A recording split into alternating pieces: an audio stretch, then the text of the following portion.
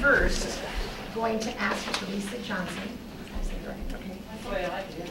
Good. She's here to address the board about the school calendar, and we're going to ask her to speak first.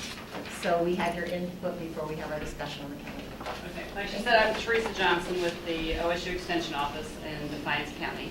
I've been with Extension 22 years, 15 in Defiance County. And I do remember when I started that I was like, oh, it's so nice that the fair, schools don't start till after the fair. And I was given the, as long as there's a fair, we'll start the Monday after. That's not the case, and I know that. I know that we addressed 2 school systems back in 2004 that we're looking at starting. And so I do know it's a matter of time that it's coming. So what I'm asking the board is to delay us early start until 2019, at which time that'll give us time to look at changing maybe the fair date. I am glad that Mr. Countryman reached out to us. However, I was your last phone call instead of your first. Perhaps if I was there at the fair when you guys did your tours, that I could have shown you where those missing children were. If we had school during a fair, I would lose out. Our 4-H program would lose out. It's those kids that are running our shows, they're running the Shake Shack, they're in the sausage stand, they're in the barns, they're back at the campground. They're not on the midway, so I would agree that you wouldn't see many of those kids there. But they are busy, and we rely on them to run the fair, and especially on the junior fair side. But what I'm asking is that we could potentially change the fair dates, but that does take work. And it will take about 1.5 years to get that done so that it's a win-win for all of us. By us delaying fair or starting fair earlier in July, I don't know who to look at. But by starting, just look at the camera. but by starting in July, it's a win-win for the 4-H program. It would allow our seniors to take their livestock project their last year, which since Ohio State was the last school to go back to semesters, that took a lot of our kids out. They just didn't take 4-H or an FFA project at all. They just packed up and went to school. So that's one benefit of delaying or moving the fair back. Another reason it's a win-win, we're not competing with the start of school with all of the fees, the registrations, the back-to-school shopping, all of the things at fair, getting your animals home or everything home, then starting school right away. It's tough on a kid to go right from fair to school on a Monday. It's very difficult. I do realize that life's about choices, and I realize there are so many things that kids to do, and sometimes they're very overbooked. I get that. But as long as we can, I'd like to provide them this opportunity to make a choice. Not conflicting with school, they're able to take more than one animal project to the fair. Should our kids be taking 5 and 6 animal projects? Some yes, some no. But it's a choice right now they have to make. I also don't want to put the fair in a situation where we have to choose between the Ohio State Fair and going to the county fair. So that's another date. So we are looking at that, but there's a lot of hoops to go through. We've met with 4-H Council, I've met with 4-H volunteers, I met with Junior Fair Board, the Executive Committee of the Fair Board has discussed it, and now tomorrow night it's going to the Senior Fair Board. From that point, they'll form a committee to make sure that we look at the right dates. But now we've got to talk about the people who run the demolition derby. We've got to look at the ride contract, if we can get out of that. We have to look at the food vendors, what other fairs are going on. OTA will not approve a fair date if we're right up against another county fair. So real close to Henry County Fair is not an option. We've got to look at the harness racing. There's lots of things to consider. Today I was just made aware of summer ball. There's baseball and softball, those programs going on. So it will take a good year to do that. So at least we're in on that process. We're in on the beginning. So if you can hold off this year and wait to start the school by the 2019, I think we could have things in place from what we discussed at our meetings. Our Junior Fair Board kids would like to see the seniors come back. It's especially the kids who take livestock projects in this rule of a setting are very dedicated to their projects. And it would be to have them continue to miss out on that. So that's one thing. Any questions? I am curious, simply because I know that other county fairs go on after the school year starts, and I teach at a school that does that. So is it just the tradition that makes it harder for us to work with this in Defiance County, or is it something else? Currently, it's the structure and the schedule, because you're half in and half out. If you were all in, like in Williams County, you would have to drastically change your schedule. So everything would be crammed into a weekend and on the Monday that you would get off of school. And so then kids do have to make a choice. I was in Williams County, I took one project. I was in sports. I wasn't on fair board because I couldn't miss practice to show up at the game. I couldn't miss practice to play in the band. You'll have to make choices. For us to put our shows right now back to back at the same time, it'd have to be evenings. We don't, this current schedule, we don't have enough time to get them all in, plus meet ODA testing guidelines for the champion animals. So that would drastically change. It could be done. If we did nothing, we would have to change something. Yeah, and I know that Lincoln View does a thing where they go to school a little earlier and then take the whole fair week off and then go back to school, which seems kind of unfortunate for the students and the teachers in some ways, but it works out well for the 4-H program. Still, no matter what you do, I think it's disruptive for the school. I'm not arguing the fact that school should start early. We moved school systems for that very reason with my daughter. And then she opted out of 4-H because she wanted to focus on sports. So I understand that, and I understand the families that have to make a choice in the investment they already have in their animals.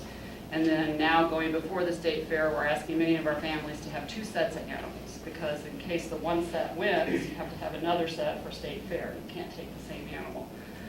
So yeah, it's going to be a lot of change on that part. The scheduling is the toughest thing, and the kids wouldn't be able to take a goat and a hog if it were going on at the same time. And I know, Teresa, you think legitimately that it'll be a smoother transition, wouldn't it? If I'm allowed time to work with the fair board and to look at all the things possible, I mean, we've gotten a list, the advisors have given a list, we've looked at different dates. If we're going to change it, we want to make it a win-win for everybody, not to go 2 full weekends. That's tough on a family. To allow enough time to get in the vacation schedule, to either give up your camping spot or get a camping spot, because a lot's going to have to change. Being as a small county and as rural as we are, there are a lot of folks and families that do plan around the fair before they plan around the start of school. And it just seems right now it's so close together that we've all got that routine. Last time the fair dates changed was 1934, so we have a little routine here. And it changed there because of weather. They had a lot of rain. Good weeks. Yeah. So we're going to July. It's going to be a little bit hotter, I think. And then at this point, we camp July 17th through the 21st every year. So I don't know where we're going to go to 4-H camp at, but maybe we'll camp at the fair. So how many students do we currently have at 4-H from Hicksville, you have 74 students, 41 take livestock. 40, those 41s are active at the fair. So I think what your article said, 10%. But for me, knowing that you change, some other schools are going to change, 4-H cannot afford to have central local change. It's 251 kids in 4-H. Either no one's at school or no one's at the fair. Or both. I'm not sure. So, we all have an interest in this, and I don't want to rally the troops 5 different times to go to different school boards. I could present, and I think we could get a force going that you wouldn't change the school team. But do I want to play that kind of game or put that kind of pressure on or play it out on social media? I don't have the energy to do that.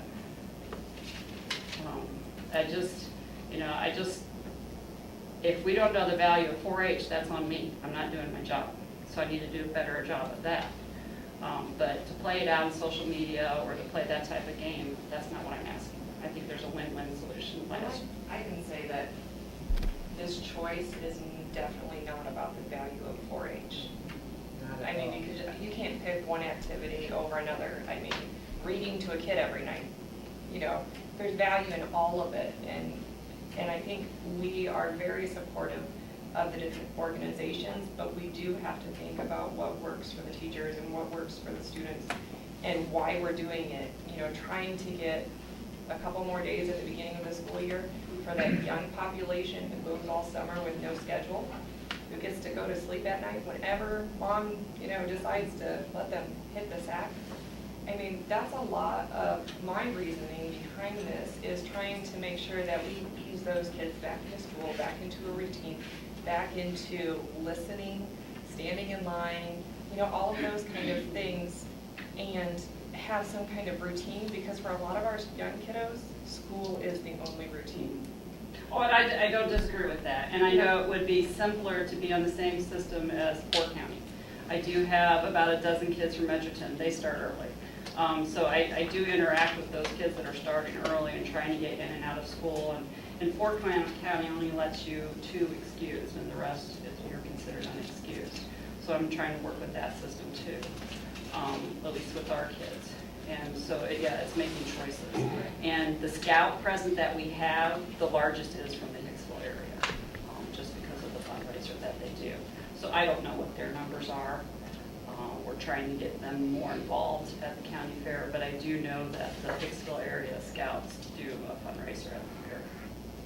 And I don't think anyone should undermine, and I definitely don't, you know me, I am a fan of 4-H. I'm also an educator too, and so I'm kind of trying to look at this from different perspectives. But I will tell everyone here, and I know most of you are 4-H people back there, so hello. But I think that our 4-H kids are excellent leaders. They are well-spoken, they are hard workers, because that's what 4-H does with kids. And they are involved in the community. And no one really wants to take that away, but we also have to, as Jen said, look at overall what's best for the majority of the population. Oh, and I agree. And of the kids who could miss school and make up work, it'd be easier for the 4-H kids. I mean, they're on top of it, they're on their game. It's just, I don't want to have One more to thing make that them they have to deal with. And we as the school system benefit greatly from your 4-H program because of the kinds of kids it develops and the leadership and the ability that they have to be student leaders even inside of our building. You know, so we benefit from Right. your My intent here was not to exceptionally. get us to Right. see the benefits of 4-H. I'm just asking for time. I think that's a fair request. I mean, you know, when we talked about this, there was, you know, we talked about it over months. You know, one thing we never talked about was scouts, and to be honest, till you walked in, I never even thought about, you know, the scouts selling stuff, you know, all the kids involved in that. So, I mean, it's more than just 4-H, and, you know, and I appreciate the fact that the fair board's willing to look at the date to try to change it, and, you know, I mean, I think that's most definitely workable for both sides, is, hey, let's do this, let's kick the can down the road, see if maybe we can make some changes, you know, on that end before, you know, making a huge change. Let me comment real quick. Middle management here, Jeff Slattery, high school principal. I know most of everyone in here, and I agree that the conversation itself is what we have to start with. And we talked about this for months on whether or not we wanted to approach it. And you know, once we, I don't want to say behind the scenes, but once we have these conversations, you know, in our work sessions, then we decide, okay, are we ready to present this in an open session? Because this is what we have to have as a response. And some of you may look at this as a conflict. Conflict's good, because if I have something that I have a concern with, you have something you have a concern with, now it opens up the conversation to find a way to fix this.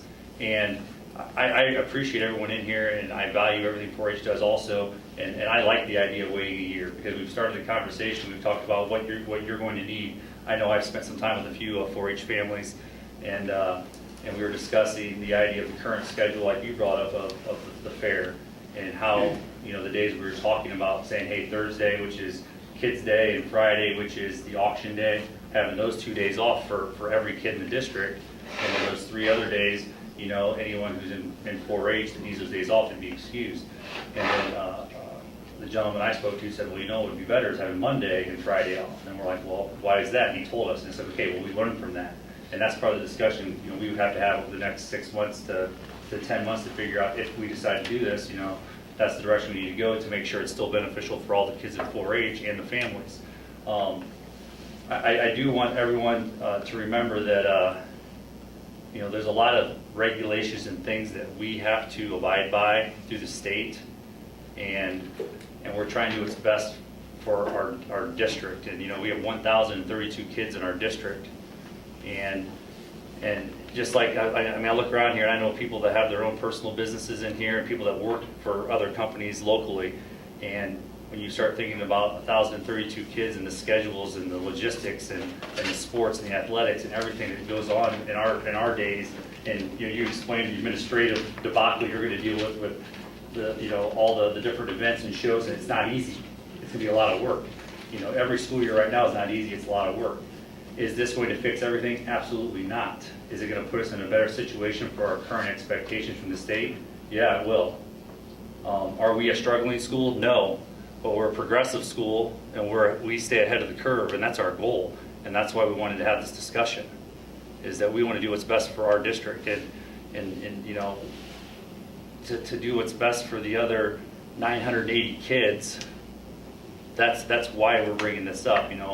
Will they benefit from this? Well, some people say, well, you're only going to get 6 or 7 extra days of school. You don't test till spring. That's part of it, yeah. But the bigger part of it is the beginning of the year with your 3rd grade guarantee, and we're going to have a 56 passing rate. So 44% of all our kids have to have remediation. Where does that come from? It comes from our staff, from our Title I teachers, from additional logistics and moving kids out of classes. And it's a train wreck. If I could get 7 extra days, increase that amount of time by, right now I'd say I think you have 26 or 28 days to prepare those kids. You add 7 days onto that. That's a lot of time. And now that 56% that passes becomes 80%. Now we only have to remediate for 20%. That's still a lot of work. And we value everything that's involved in, the perspective of the teacher and the fact that their evaluations are tied to all these numbers and the data and these kids passing tests. We respect the fact, as an administration, I can jokingly say, I'm here anyway, but that's not the important part. The important part is, again, what's best for our district as a whole, and still valuing everyone's perspective and the decisions we make. And I think the 1-year wait is definitely beneficial to everyone to kind of see. There's what direction we're 25 gonna go. county fairs that go on during school, from September 1 on. And I've talked with them, and their schedules are tight. They try and get everything in on the weekend and the 1 day off. You can change your kid's day. We're going to have 2 days off that week, right? Yeah, but you can still do that. But again, kids have to choose. And if we have an opportunity to still allow them to experience everything, given a small county as we are, I'd like to explore that opportunity. I know life's about choices, and if we had to, we would make that work. But again, I don't want to go over state fair. I don't want to go over, whether it's only 4 kids that do the beef show at the state fair. Well, that's 4 kids that get a big bang out of that. So I don't want to have to make kids choose, at least between state fair and county fair. And I apologize, you may have said the story. When is the state fair? It's always the 4th Wednesday of July. It starts, so like right around in there. But the weekend before is the goat show, the weekend before is the sheep show, and then I know everything about the Ohio State Fair, and then all of our still projects. And you can tell when talking to a 4-H kid that you're talking to a kid who's had experience speaking to an adult and having that exchange. And so I don't want them to give up that opportunity. But it would drastically change the way we did fair if we kept it the same. We would have to do that. So we're looking at some sort of change. Teresa, we have the school calendar on at the end of the agenda as a discussion item that I would entertain that we have that discussion right now. And my recommendation as the superintendent would be that we just wait a whole year and allow them time to make their change if they, the process you need to go through to attempt to make that change, and hopefully you can get that change. And then you win and we win. So we're willing to wait. I think we would be willing to wait a year. I don't know what the board thinks. Mr. Hall? Yeah. I suggest we wait, we give them a chance to make a change. If they can't make a change, then I say we get together, with the 4-H, with the scouts, and have a sit down before we ever have any, other discussions. But I would agree, let's hold off and wait. When do you think you'll have April any 1 is idea? our paperwork deadline. Okay. So. But that's not for sure, though, right? Well, I'm asking the board the E-board wants to form a committee tomorrow night to have a decision by their March board meeting. So within the when's your next board meeting? Next month, Right, second but- Monday. Yeah. We'll decide tonight and. Yeah, But what we're I'm not- thinking though, you know, I'm definitely in favor of waiting a year. I think that would be wise for everybody. You know, even people that already have vacations planned, or, you know, they have things going on. If we say a year from now, this is what we're thinking about doing, that gives everybody time. But for you guys, what I was asking is, when will you know for sure if November. the state has approved? The final paperwork is November, it's approved, that's when they release dates, November 1. Okay. That's the start of the new fiscal year for the. Which is really when we started talking about Yeah. it seriously this year at our Yeah, work I session spoke in with the November. District 1 president for our counties, and, I mean, he could make some phone calls and find out. They just have to look at the big picture and see what we're up against, and see the Ohio Harness schedule and all those different things. Again, they don't want people to have to choose with the surrounding county, but there are no surrounding county fairs other than Henry County. Wood's not close enough, Lucas County's not close enough. Anybody else want to speak? I'm in agreement with waiting, but I'm thinking, 6 months from now, can we reconvene and say, okay, where are we? I mean, What are we You'll looking keep at? me What posted, won't you? April 1's the paperwork to do, so, I But mean, the if final we miss that decision's deadline, not- we can't You change won't know the it. final decision till November, right? So that means. Well, from the state, if it's approved, we submit the request to change dates, and they're usually not approved, Yeah. but, Okay. So at that point, we could address whether it's, I can make, once they decide a date, that's just the thing, is coming up with a date. Once they decide a date, then I can have the people make some phone calls and see where they're at. Fair dates rarely change, from year to year, so it's not like a bunch are going to submit. That's what they wait on, but I don't see that happening. But 2018, the dates are set, correct? That's Yes. not gonna change, so we're That's talking not about gonna change. 2019 potentially on the change.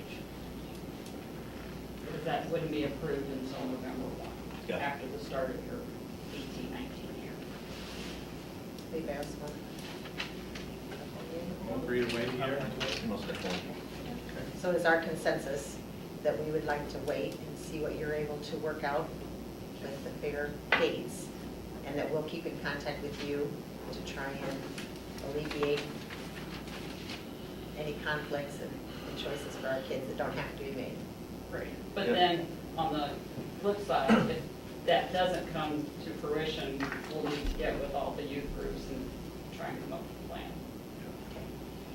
It's certainly been a balancing act, trying to, what's good for 4-H, what's good for the school, the kids, and I appreciate you looking at your schedule, trying to make a change, so then it's, kind of a win-win for everybody, so hopefully that's something that can happen.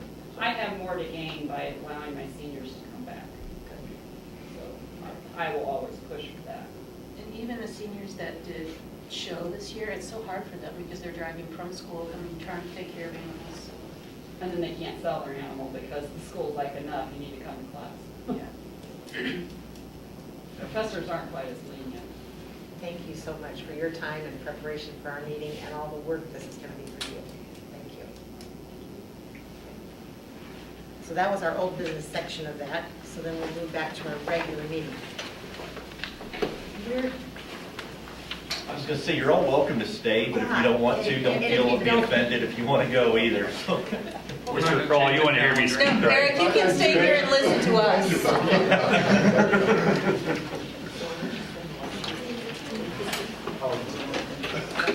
If there is anyone else that wants to speak, that would be at the end because Teresa had called and asked to be on the agenda. That's why she was earlier.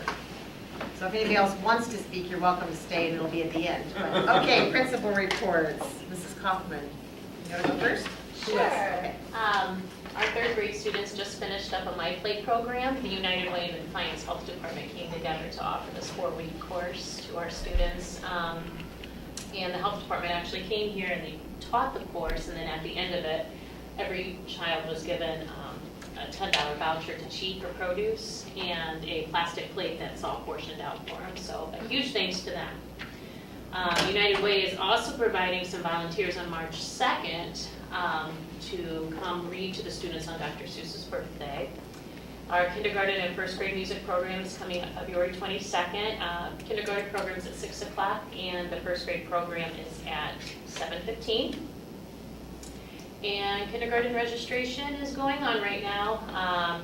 That is to take place at the Hicksville Cornerstone Church, formerly known as the Presbyterian Church. And that will be on March 15th and 16th. And so call the elementary office to Mrs. Slattery if you have a kiddo that will be of age to be in kindergarten next year. So far we have about 36 registered. So. Okay, that's it. Mr. Hunter? All right. Friday, February 2nd, we sent 4 of our students to the ESC. They do a math counts competition. It's about speed and difficulty of math problems, and we sent 2 fourth graders and 2 fifth graders to go compete. As a team, Austin Sanders, Maria Saunders, Luke Eicher, and Eli Lawrence placed 3rd as a team, so congratulations to all of those guys. With Austin and Maria both winning some individual awards, so they did a very nice job representing us. This last weekend, February 8th through the 11th, we took our 2 Hicksville Shake winners from last year, Katie Chapman and Joda Freese. They went down to RCA to compete in the National Amazing Shake competition. There was 132 participants. They didn't give us the total number of states. I was counting in my head. I think I got to 15 or 16 represented, as well as multiple countries, as Honduras and some places. Our students did a tremendous job representing us in what was a brutal competition.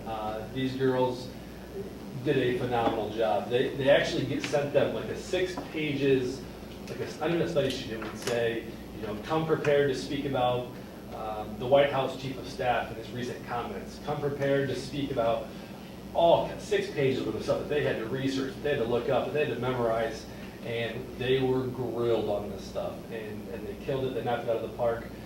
Both of them were recognized at different points in the competition for some excellence. And Joda Freese actually placed in the top 24 students out of the 132. So again, did an excellent job, and it was a long weekend, but it was a fun weekend as our kids competed. So congratulations to both of those young ladies. The 7th grade girls basketball team won our GMC tournament.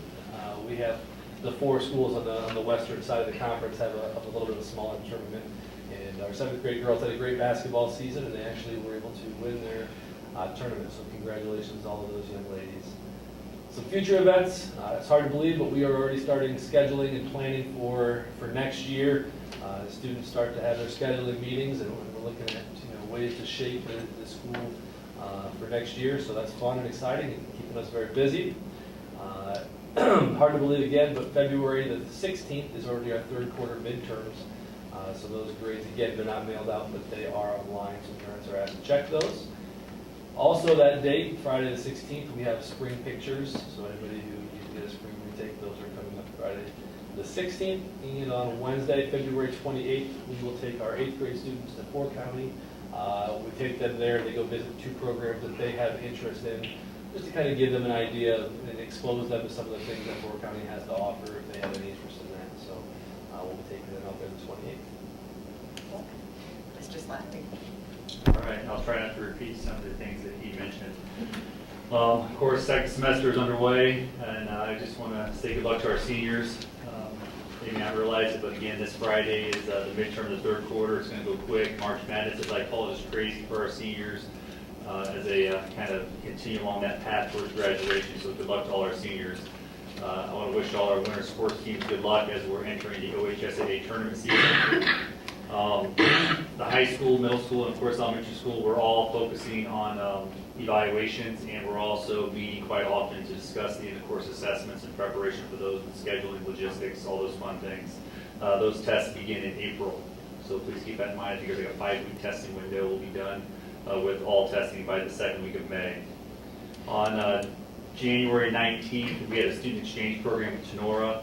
I thought it was very successful. It was really nice to see these Sonora kids here in the hallways of Hicksville, kind of experiencing what it's like to be an ace. And I always enjoy picking their brains and asking them questions. I think they were extremely impressed with what we do here at Hicksville. The one thing that multiple kids said, and I met with them at different times throughout the day, so they weren't standing side by side, was they were surprised at how much our kids communicate with one another and spoke to one another. And they, you know, I guess they recognized each other, whether it was in the hallways or in the cafeteria. And then what was funny was about a week later, I found out something.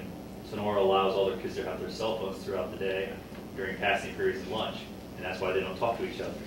It's because everybody gets to the locker, they stick their phones right in their faces or at lunch. So, sorry kids, I don't think we're going to be eating cell phones at lunch. On 125 and 126, Mr. Andy Hunter, along with Nancy Mills, kind of led the charge for a Hicksville Schools Math Department Professional Development Day in Pokagon. It's always a great retreat to get the teachers off campus and away, and it's just far enough away to where, you know, a lot of team building occurs, and of course, it's you know, you don't have the distractions of the day-to-day activities, and the teachers, I mean, they really value that time together to talk about, you know, whether it's just high school, middle school, elementary school, or that entire, you know, the interaction between the different grade bands. But it's always a great day, very productive, you know, a lot of planning and of course brainstorming going into the following school year. The Hicksville Athletic Department met with the Community Memorial Hospital back on February 1st. We're discussing the potential of drug testing at HHS for our student athletes. This program would be a partnership between Hicksville Schools and CMH. Additional research and development of a policy will need to be addressed, but our goal is hopefully by April to have something presented to the board. Mr. Hall and myself have been taking a lot of time researching, trying to look what would be best for our district. It's something that we think is very, very important, and we're actually one of the few schools left that does not do drug testing. We're just trying to decide who, how many, you know, what tests we're going to do. And I want to remind everyone as we start getting into the cost that we have a great relationship with CMH, and the trainers that they provide our students at 8th period home base every day, and of course all our athletic events. That's just a partnership. We pay nothing for that, okay? And they're being paid by CMH.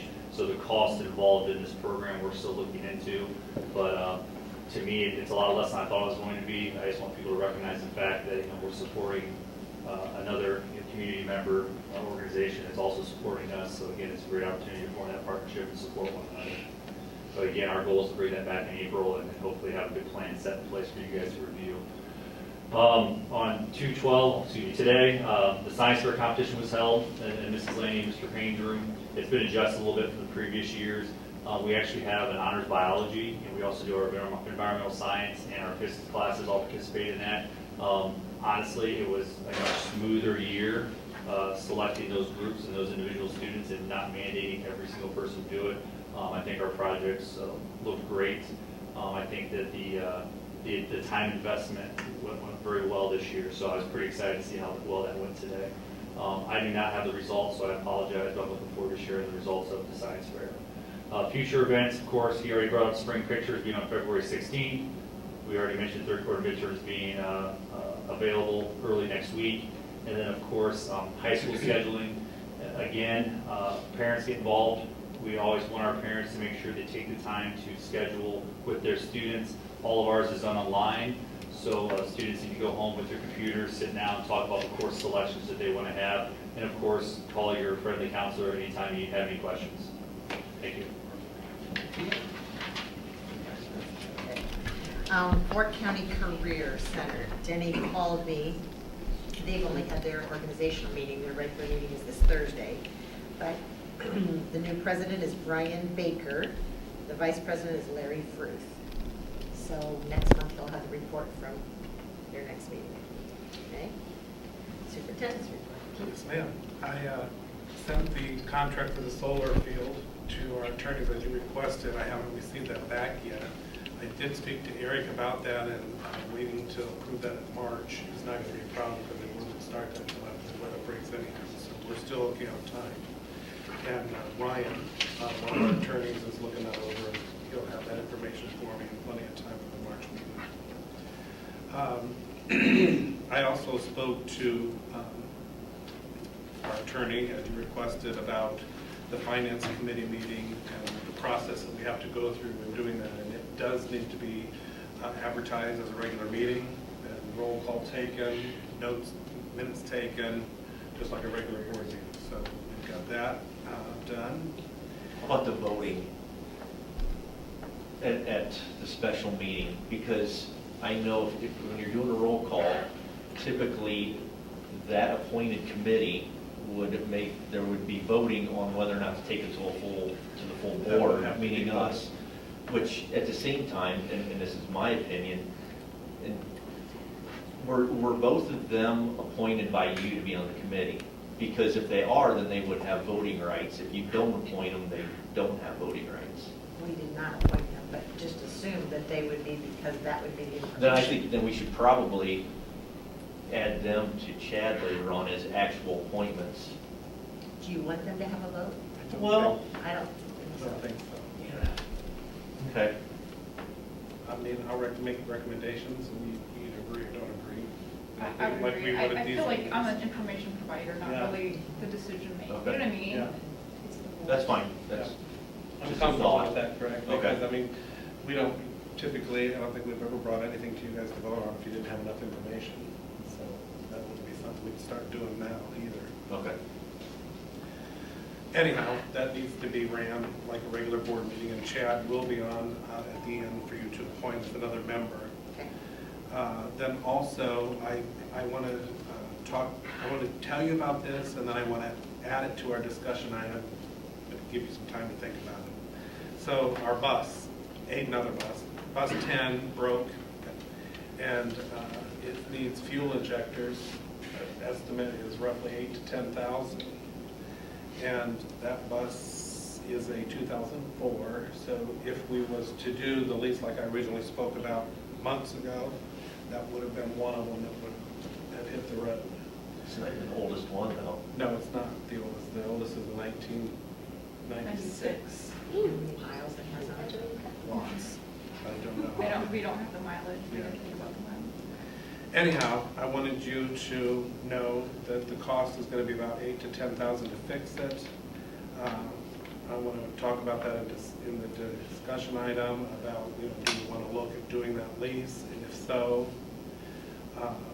because our deficit spending is a lot less than what we had anticipated, should we move? And Melissa has that figured in, a bus payment each year of that 5-year forecast was already figured in there.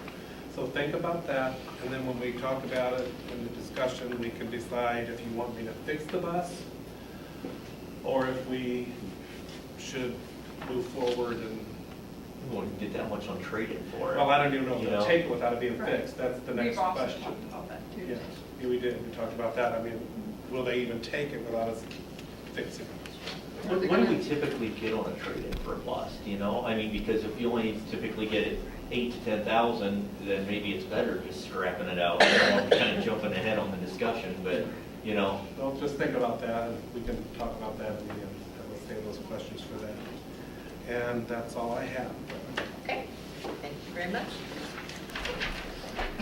All right, moving on to the consent agenda. Are there any items that need to be removed?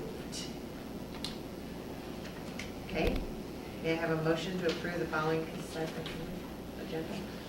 I'll second. Okay, thank you. Roll call, please. Carrier? Iden? yes. Jones? Yes. Mazer? Yes. And Wonderly? Yes. Okay, the motion passed 5-0.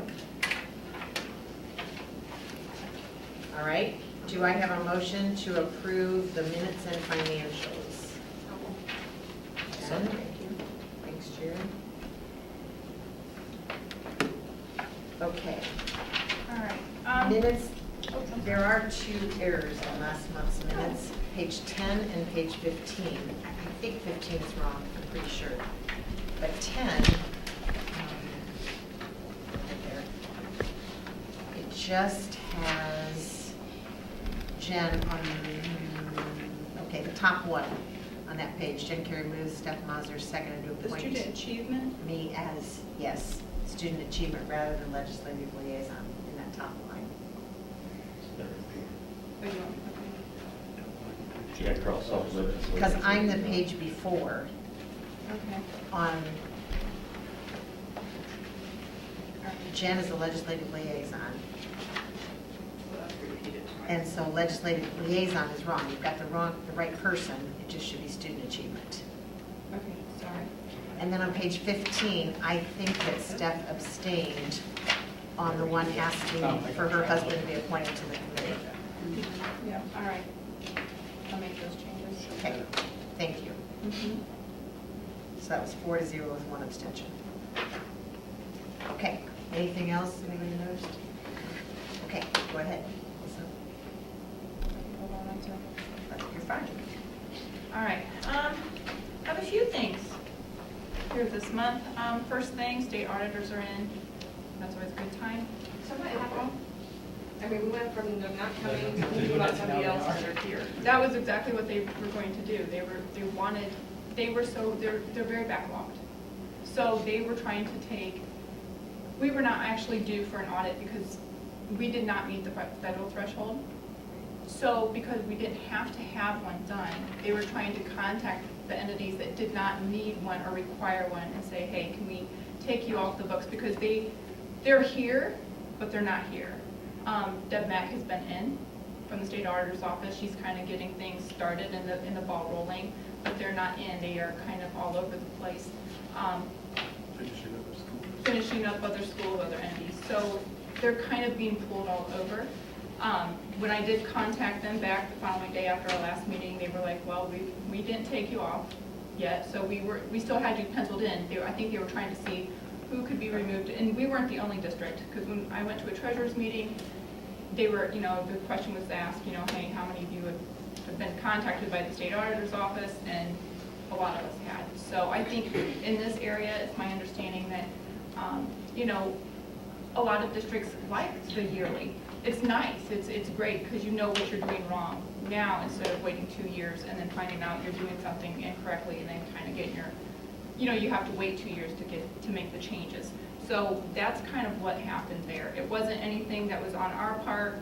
I don't think they took us off, but they are very swamped and backlogged, and so they'll be in. They're just nobody's really, like I said, Deb Mack's been the only one that's been in, just one person. So that's kind of where that stands. At the time that I gave you my update, I didn't have the actual cost estimate, but in your addendum item for tonight, I did get the cost estimate, which is $16,810 for the cost for this fiscal year for that audit. So that will be part of the addendum. In regards to the Microman lease, in my correspondence with you guys, I spoke with the representative of Microman. We never had a contract. I even had spoke with Jeff Schaefer. He wasn't sure if we'd had a contract. I contacted Microman. We've never had one. There was a lot of, and in my discussions with Jeff and Matt both, we both had told them, all of us had told them that we wanted to pay 1/3 a year for 3 years. He just kind of put together an invoice, sent it out to us, and we paid the first third, just like what we were under the understanding that our agreement was. We had never signed a contract. It was below the bid threshold, so we never signed a contract with them. They brought the phones in, everything was going, everything was kind of going along. It was his understanding that we were going to make 3 installments, one a month. And I was like, why would we do that?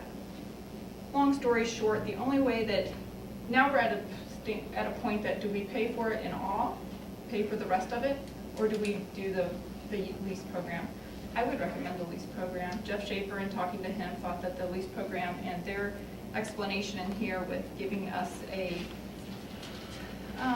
they were giving us kind of like a little maintenance contract. Jeff Schaefer liked the extension of the service contract, as it would protect us if something would go wrong with the phones. But I like the thought of the lease contract because it is kind of helping our bottom line instead of coughing up another $30,000. That kind of helps us with the cost of a bus, if nothing else, if we're looking at buses. And really, we're still lower than I think we're still lower than the cost of what we were paying Nawaka for our phone service. Because I think it was about 18,000, and even with the interest that we would be charged for this, we would be at 16.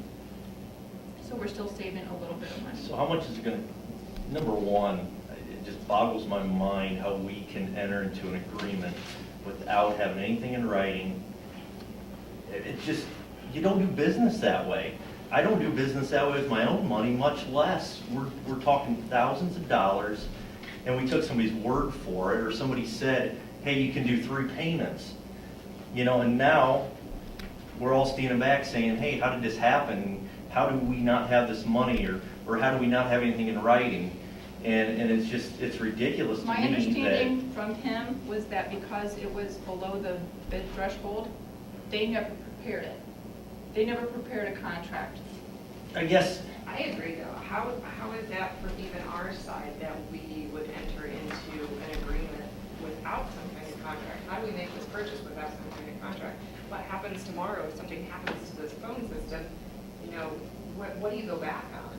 and how do you do a financing? It's one thing to make, you know, I mean, even if it was, hey, you know what, it's $30,000, you know, write a check out to them, you would still, I would think you would have something in writing. And, you know, I can hem haul around and complain about this, but to me, moving forward, how are we gonna make sure something like this doesn't happen again? And number two, I guess to back up, how much more is this gonna cost us for financing? And are we better off seeking financing from some, you know, from the Hicksville Bank? That I don't know. I haven't even checked into anything like that. The first payment of $14,413.51 was the first third. And that's what we've paid so far. We've already paid that portion of that. So they are accepting that as our first payment. And then they are taking the last, like just what's remaining and their percentage.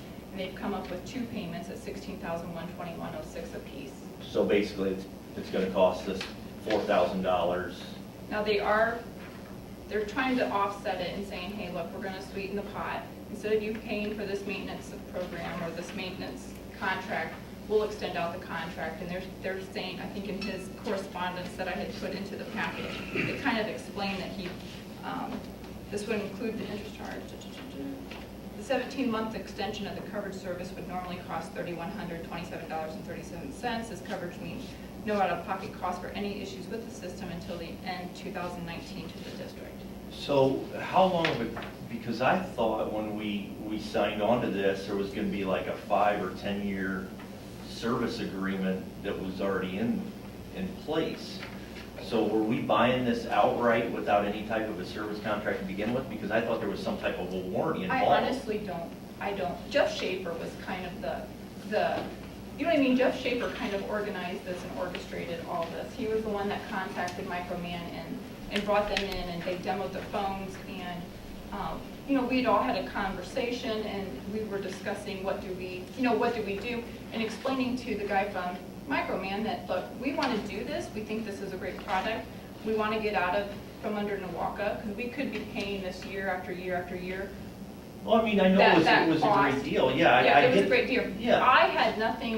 I truly had nothing to do with any of this. So I who just- should though? You know, But when we voted on that, there should, I mean, I can't imagine there wouldn't be a contract or a purchase agreement before it would come to us for a vote. I would agree, And I'm not disagreeing. Okay. I'm not disagreeing. I had, you know, on my end, I really truly had no idea. Jeff kind of orchestrated it. Things kind of, you know, progressed. I think it was approved. I didn't realize that there was no, you know what I mean? I think because he was taking care of it, yeah. it just, I don't want to say it slipped through the cracks, but it didn't even dawn on me, I don't think, at the time, because, you know, you're busy doing your own thing and trying to, you know, do your own job.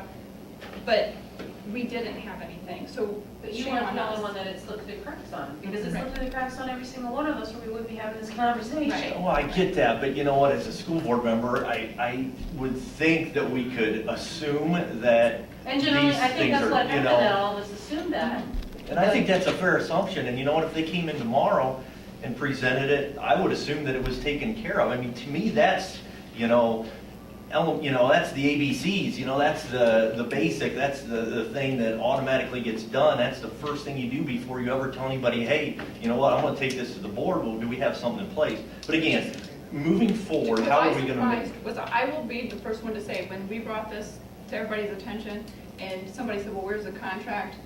I was thinking, gosh, I hope I don't have the contract. I don't remember seeing any contract. And then when I contacted this gentleman, and I contacted Jeff Schaefer, I'm like, hey, you got this contract? He said, no. I contacted Microman and asked about the contract, and he's like, no, we didn't have a contract. I was very surprised myself. I kind of figured somebody here had it, And just forgot to show it. and just, like, it never made it to our offices. That's what I assumed. So I was assume that you surprised. probably got an invoice. I did paid get the an invoice. and, Well, I you got know. an invoice, and I sent that on to Jeff Schaefer, and we paid the first third.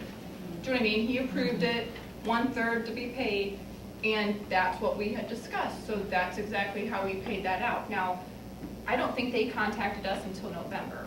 And at that time, the gentleman was like, well, they were under the understanding we were gonna make 3 monthly installments. I'm like, why would we do that? That's not even Yeah, what that was would make sense, discussed. yeah. And he said, well, I thought you were waiting for monies to come in. I said, no. And I said, and you know, I said, what upsets me is that we had this discussion that this was our yearly installment. We were gonna make three installments. Never once did it ever cross my mind, oh yeah, I guess they probably don't wanna finance that all on their own. You know what I mean? And so now he's coming back saying, hey, we have this lease. You know, this is the option that they're proposing. So I'm presenting this to you, and I'm saying, yes, it's my recommendation from my conversations with Jeff Schaefer, that he thought it's not a bad, I mean, to have an additional, So we're gonna have, Service how many year contract will it be then? it'll just be 2. So we'll pay. 2 year. We'll pay next fall, the fall No, of no, no, 18, but- and then the fall of 19, and this yearly installment, and then the funds are all ours. Then there's no service contract at that point in time unless we purchase one We'd through have them. to ask Jeff Okay. on that. Unless there's something on this, which I don't think there is, if there's something on this invoice somewhere, we would have to ask Jeff Schaefer. Okay. And I think, just to back us up here, I think in every school district that I know of, it is the tech department that takes care of the fund system. It is in ours, it is in here. I called Milwaukee to get out of our Right. agreement with them. Right. That I did that part, and I didn't do theirs out. Right. But I do remember having a conversation that it was gonna be 3 days. You know, we all sat here and remember that, that's why we're like, yeah, that sounds great. Right. Well, we're still saving almost $2,000 by what we were paying to Walmart. Even with the Even interest. with Even the with extra the money. I agree. We're still Yeah, saving. most definitely So are. that's- That's, But we just want to make sure it doesn't happen again. Right. That But we there have should have it- been Yeah. a purchase. There should have There been. should have. We bought the phones. Yeah. Yeah. so I guess, so the question is, if we finance it with somebody else, because this company's not associated with this telephone company that we purchased through, Look, correct? Microman has contacted Lenovo. Okay, so let's say we don't want to go through Lenovo, we want to go through our own financing. We would have to contact, But I mean, would we still get the extra 17 months of the contract, the service that agreement? I don't know, I never asked. Because that would be my question, because this rate is, see variable payment It's schedule. basically like I think on my last update that I gave you guys, I think he was telling me that it equated to like 6.5%. 6.5%.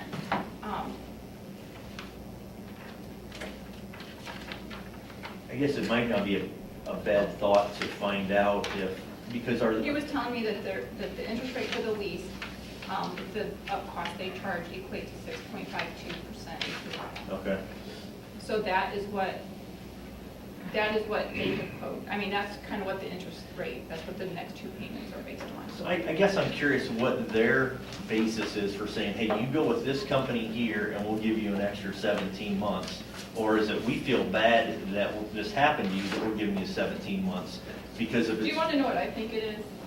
It's more of a, we want our money, we're kind of set, here we've paid for this probably ourselves, or they're trying to, they're looking at their cash flow, and they're saying, hey, we'll extend the maintenance contract, but we need to be paid, and the only way they're gonna get paid is if there's no lease agreement. They've already got the 1/3. Do you see what I'm saying? But Yeah. they're waiting for this other 30,000 to come in the door, so they're trying to sweeten the pot a little bit for us to enter into a lease agreement. So if is there any way we could get a hold of them and say, you know what, we'll just pay you the 30-ish grand, you know, that we owe you, then we don't pay the interest, Mhm. will you still extend our, I don't think they'll do that. That's not what they're going to do. but I mean, you know, other than unless they have some type of legitimate business interest with this company here, why would they not do it? I think what they're doing, they're just trying to sweeten the pot, and they want us to enter into a lease with them. They want to be paid their 30,000. Okay, they're not going to extend our contract if we pay them that 30, you know what I mean, whatever we have left remaining. They're not going to extend that contract because of that. They're trying to sweeten the pot a little bit to say, hey, we want you to sign the lease so we get paid. No, and I get that. Because but- we're sitting on yeah. financing and our cash, you know, it's affecting their cash flow for them sitting on this 30,000. yeah. I'm sure that it's a little bit of him trying to answer to his superiors. See what I'm saying? So Mhm. he's trying to say, hey, this is what we'll do for you. This kind of offsets a little bit of the interest. And I get that, but if this company is completely separate, has nothing to do with this company, I don't understand why that would It's play a kind role of in like going this. to Jim We Schmidt. You pay go to Jim cash. Schmidt, okay? Do they not have, they all have people that they would generally finance. Definitely, Right? yes. So they know like who to contact at Hicksville Bank or, you know, just various other banks. It's probably just something that they've done lease agreements with. They probably do have a relationship with them. So this is just, you know, they probably got with them, said, look, we need to set up a lease agreement for these people. Can you set this up for us and what's the interest rate? And this is probably what the best rate they could find. You know what I'm saying, is what I'm assuming. Rather than us having to go shop around, they kind of want it to be a quicker transition than us trying to go out, get with somebody, see where, you know, where do we want, what's the interest rate. They're trying to help us out, but they also want their money. So if the documentation fee is $75, why don't we take out the loan and then just pay it off? I guess I look at it like this. We're off, that's $30,000. It's also $4,000 that we're going to throw away. It is too. $4,000. It's less than what we were going to pay if we would have been paying no walk-up. Well, I But it understand, kind but of I don't lessens- think but- that's a good but you're argument, listening- though. But you're also looking at, you want to purchase buses. We're already projected to deficit spend. Mhm. Do we, but I don't have 30,000 extra for this. I have that projected into next year's normal operating cost, okay? But if we want to buy buses, would you rather Understand. ride a bus or would you rather just kind of pay the $4,000? Let me ask you this, at the end of the 5 years, our 5-year forecast, is it going to matter? Is it going to matter if we pay, you know what, and if you look at the 5-year forecast, 5 years from now, we'll have $4,000 more, either way you look at it. Whether you take that money out this year or you take it out next year, 5 years, the bottom line is still the same, other than you have $4,000 more there. And I think it's up to the board then to decide how do they want that cash flow to But you roll. wouldn't have a service agreement. Right, you wouldn't have. Yeah, you would, if you took out the loan, paid their $75 origination fee, and then paid it off. Then you would, you know, if they're gonna say, you know what, you Oh, I take the see. loan out with them, Okay. that's all I was getting at, is there gonna be a penalty if we pay it off early? There's a prepaid. Yeah. I don't know. That'd be my only thought on that. All right, I've had a lot of thoughts on that, so I'll let you know. All right. Okay, I see what you're getting at, though. Okay. So somewhere in here, there has to be an approval for those. So, I'm thinking, hold on. Okay, so income tax though, in regards to our income tax, there was a spreadsheet in here that I did with everyone. We were at 27%. I think that we were kind of over, we were up from last year. We went down just a little bit, so now we're at 20% over collections from the previous year. Still not doing bad. It's better than what I thought. The refunds are still a lot lower than what they were last year, and that's kind of where our savings are coming from. Casino tax, we did receive that in January. This is down like $962, but it's up about $1,800 from last January. So that, usually casino revenue is fairly consistent on there. Cafeteria, I have a spreadsheet in there showing that the ending balance of the cafeteria is about negative 13,019 deficit spending in November up to 12. So there was a third pay in there, so that obviously increases all your payroll, your benefits, such as, like your SERS and those types of things. And then, starting in January, we did have, the increases for health insurance. So, but what I was kind of looking at there was that our federal monies were not as high for basically for our December lunches. But that's normal because December is a short month with the cafeteria because of Christmas break. With the 3 pay, was that budgeted for? I mean, did it? Yeah, because you always have 26 pays, so there's always gonna be 2 months that you're gonna have a 3K month. But it's really jumping fast. Yeah, I mean, it, And I'm not disagreeing with you. I think that, it's something we're looking at. We've sat down and talked to Ruth Ann about it.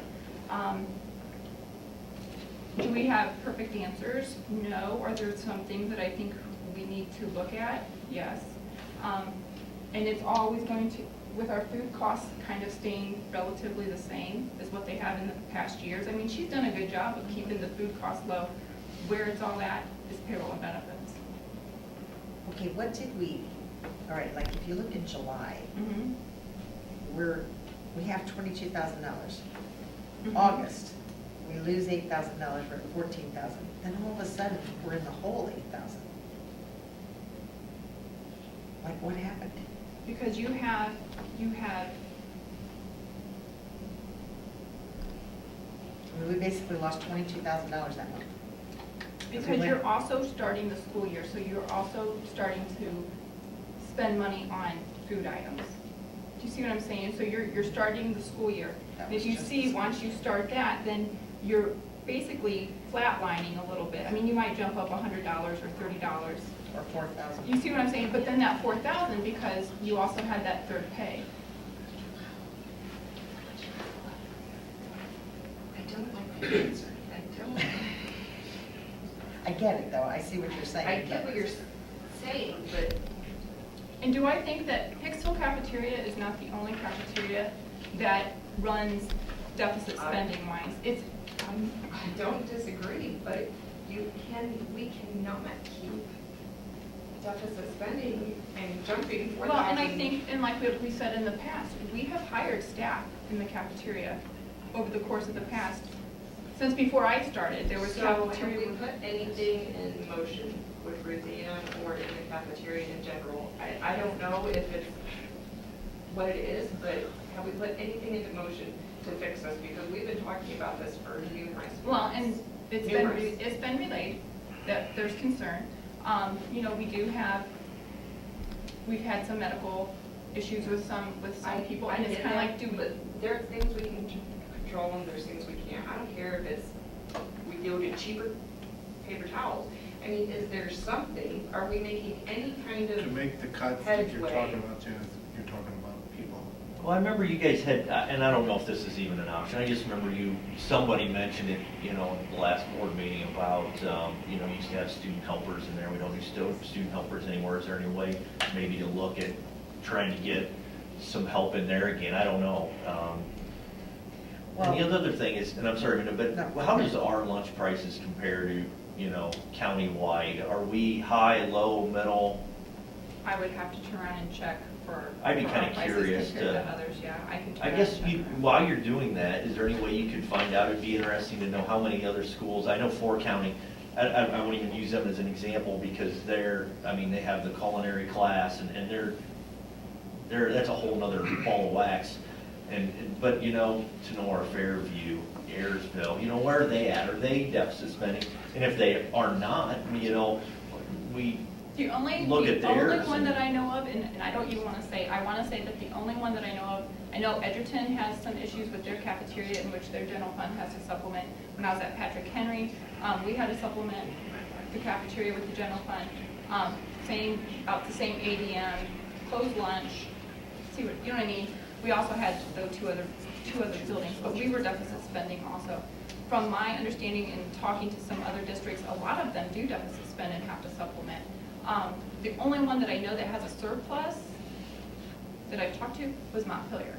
Well, you know, Montpelier had a surplus, but are they actually eating into what their surplus is? Yes. So it's kind of like the same thing, the same thing here. It's just, not that it's right, and not that we don't have to fix it, we have to find the bleed and we have to fix the bleed. Right, because this has been So what's ongoing. bleed? Go back and look You at. know, I Because mean- when you look at fiscal year 13 was the last year that we actually made money in the cafeteria, that we actually show an increase from the end of the fiscal year to the next fiscal year. So that was a year, those years right there. Do I think that Michelle Obama and some of her policies, I think a lot of people across the whole nation will say, yeah, their cafeteria is hurt because now you're buying more expensive products. yeah, but I think all that's been scrapped now, right? No. No, I No. thought that a lot of that got reversed. No. Oh. Do I think that there are probably some things, but not anything of any material, anything Okay. material. There's still a lot of, I know Ruth Ann, I can't imagine trying to make out the cafeteria menu. But does she do a great job at keeping, like her cost of her food have tried, for the most part, she's trying to use the commodity system more so, and that's like the state bidding, and that's kind of, Have we done going any through Gordon. surveys on, what meals are good, breadsticks sell like hotcakes right here. you know what I mean? I mean, Okay, the people. The staff.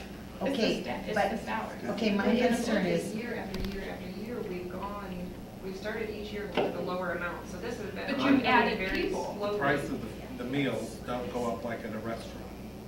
You know what I mean? It goes up a nickel or a Right. dime. Where the salaries go up and insurance goes up at a lot greater pace than the cost of the food. Okay. If you were a consultant and you came in and you were going to say, let's look at this, your food, you have these variables, your food costs have stayed the same. If you're a consultant and you look at your budget and you say, okay, the biggest portion of your budget is salaries and benefits, how do you make yourself leaner? Where do you cut staff? That's the only way, I think in a lot of this, that you're going to reduce your cost, is with staffing. But you have to remember, back in like 15 and 16, I think you guys hired, and I don't think you guys were on the board, but I mean, there was additional staff hired in the cafeteria. So you think a salary of 8,000, a salary of 12,000, you know what I mean? And then if somebody picks up benefits on top of that 8,000, because we did have then someone that works in the cafeteria that got also a custodial position. Well, now her hours put her to the point that we offer insurance. She took it. So that increases your expense because we prorate that. So the cafeteria gets so Yes. much and then the custodial takes on the other part. But, so when you're looking at your staffing, our staffing is our staff is where it's at. Our okay, personnel. but even if we don't go any further in debt, okay, we're at Mhm. $13,000 right now. We're gonna have another 3-pay month. We will. So there's 4,000, that And then was when you look at 17. June, Okay, but then that's 17,000. Then if you look, that it cost us $30,000 to start the year this year. Mhm. In July, we had 22,000. In September, we were 8,000 behind, there's $30,000. Mhm. So we're saying we're gonna be $47,000 behind next year in September. you mean in August? Or, Well, by Yeah, I September. know what you're saying, yes. So by the 1st of September next year, looking right at these numbers, we are $40,000 behind. We can't supplement that, we're already. We're already hurt, spending. yes, So we have to do something. yes, we do. You know, we have a lot of schools that come here to see, hey, this is what Hicksville does and offers, and I think that's absolutely wonderful. And maybe through the course of your surveys and your calling around Montpelier, maybe some of our staff go there and say, hey, you know what, let me shadow you for a day and see, what you do and maybe get some ideas. But back to the student helpers, maybe that could be re-examined again also. Maybe not now because we got staff, but if somebody would leave or quit, instead of filling them, maybe look at, giving a high school Take a kid look a at it. job, yeah. Right. But I agree, 47,000, that's, That's in just. yeah. And that's the other thing is not only are other schools deficit spending, but how much? Are they talking 5,000 a year, 6,000 I a think you'd be year? surprised at the You know, amount. well, I have no clue, But, so, yeah, but, I'd have to you know. turn around and do some research to see what they're transferring, but yeah, yeah, I think there's more districts that hurt. The cafeteria is just not, it's hard. Because Yeah. I think you have to feed a lot of kids in a short amount of time, so they try to, and I think that they do a good job. But are there things that maybe we need to look at? Okay, so how can we look at that, because we need to keep going right now. But I have a question real how can quick, we by do the way, and that? I don't mean to interrupt, but I know you mentioned the $47,000 at the end. Once you start to get to May, the calendar that we can provide from Ruth Ann Pyramid and the options for, we start to use up all our inventory. I'd like to know maybe the previous year what the orders If we was for catch up May. some. Because it If has we to catch June, up some. July, August, because those 4 months, there shouldn't be anything ordered for the most part. It's a good point. You might lose, you may gain $15,000, $17,000 That back. would be what we need to see. So- That's kind of what I was thinking, yeah. Yeah. Let's hope, that'd be great. Okay, so how can we do this? Can we do a study of this? How would you recommend that we tackle this? I think we do some research. Okay, You know, maybe I can contact other schools, Roseanne could maybe contact some other schools, because with auditors in right now, it's Right. gonna be crazy. So, but maybe she can do some digging a little bit to say, you know, how many staff do you have? What's your ADM, how many staff? You know, so do you I'll take do the some lead on work. that? or- Do some work on it. Okay, all right. um, Agreeable to everybody? Okay, let's go on. okay, Medicaid, there's correspondence in your packet that has basically that the Ohio Medicaid agency has provided verification that the system payment problem has been resolved for most areas. The one area that is not is school psychology, so that's listed. So, I don't think even put it in notice. For most services. So, at least, we haven't received anything from Medicaid yet, but at least we know it should be coming in and on its way. Investments, the state auditor, and I did pass that around. The state auditor has recommended that we start having the board sign off. When I worked for the village, I usually had 3 people sign off on my monthly reconciliation, so I put like 3 lines on there. If some of you would like to take a look at that and sign off. And then in regards to the CD at the Hicksville Bank, I did actually take care of that today. I did get an 18-month CD drawing 1.55%, which is a lot better than what our return was for having, I think, a power savings and a regular general operating. I think that's where our bank accounts used to be. And then I think at some point they moved them, but just kind of kept them open. So hopefully that'll gain us a little bit of interest there. In regards to everything else, in looking at our financials, I gave you all those spreadsheets. Basically the only thing, our local real estate tax, it appeared like it had been up last year compared to this year, but we had received a $260,000 advance last fiscal year and not this fiscal year in February. So we should be receiving our real estate tax settlement hopefully like late March. So that will be included in there. Local income tax, like I said before, we're up 20% in collections from the same time last year. Special ed tuition and open enrollment receipts from ODE are still up. Fiscal year 18, we're still receiving like prior year expenditure payments. That's from like the foundation payments. Whenever they do a true up, we usually get something, a monthly thing on that. Let's see. Our purchase services, the major line increase for this is special ed costs, open enrollment, and data processing costs. Kind of, basically, this is probably a lot of what's been said kind of month after month, but I give you the spreadsheets to kind of hopefully, you know, help you guys out. I do have something, and there will be something on the agenda for next month. I did get our, pass these out to you guys if you guys can get these. In this little packet here is just what our initial program cost will be for special ed from the ESC for next year. It's our initial program cost, which if you look at the sheet that we got from the ESC, it's at $712,000. You see that down at the bottom. We're estimated that we might receive about $190,000 in federal grant monies. So that would bring then our total invoiced amount down to $522,000. my mid-year estimate, I guess our initial cost estimate, if you look at the very back page, we'd started off, the ESC thought we were gonna probably be about 700,000, almost on the nose. Mid-year estimate went up to 705,000, so that's kind of where we're at. Thankfully to Liz Perna, she kind of worked through some things, and we had some kids reevaluated or moved around on there, so that did drop to 705,000. But our initial cost estimate for fiscal year 19 is looking at 712,000 unless we have kids, as kids go in and out sometimes, and depending on what their needs are, those numbers will change as the fiscal year 19 continues. But just to give you an FYI that those special ed costs will be going up. So the IEC, There's a lot of them. 175 grand? Mhm. Wow. Yeah, there's a lot of them. It's based on the number of kids. Yeah, And what needs they have. yeah, what services they receive. But just wanted you to kind of see like what's, kind of where our money's going.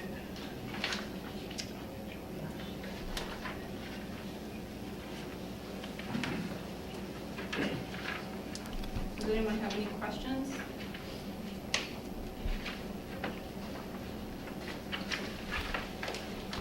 Is there anything in this right here that we, could look at and say, you know what, this is needed, this is needed, and this is, for Kids example. are on IEPs.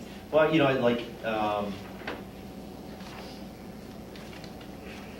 the different consultants, 17,000 for a consultant. I mean, maybe this would be something to look at with our committee to say, hey, you know what, maybe we can save a little money here or there. I don't know, maybe it's not, I'm gonna tell you this much. I'm not an expert when it comes to special ed. I kind of leave it to Keith and the administrators. They know more about these parts of this. I pay the bill. I pay the bill.